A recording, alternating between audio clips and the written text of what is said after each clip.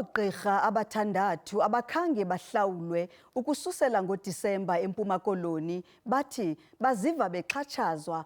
Abagqirha bebe kwidabi lenkundla kunye nesebe lezempilo emva kokuba baafumana iileta zengqesho kwizibhedlele ezahlukeneyo. Bonke bajonge kum, so ke ngoku xa ndingakwazi ukuthi ndifumane isalari abakwazi ukuthi bathenge ukudla. Ephalaza imbilini yakhe ugqirha osaze ngobuso ezweni, ibhongo neqhayiya kusapho. Bathetha bezifihlile ngeloyika ukungcungcuthekiswa. Kodwa lo mba sebewusena kwiinkundla zamatyala. I-court decide uba masibhatale with immediate effect and then siqhubekeke nee-contract zethu eNelson Mandela.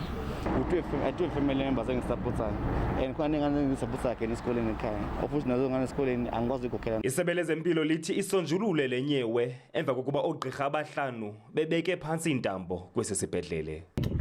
Oogqirha abasithetha ngabo beqeshwe kungalandelwanga nkqubo zangaphakathi.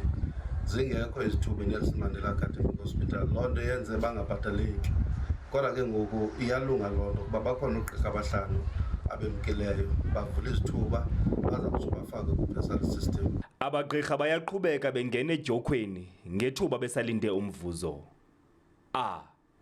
Thule Joka kwiindaba ze-SABC ndisemthatha.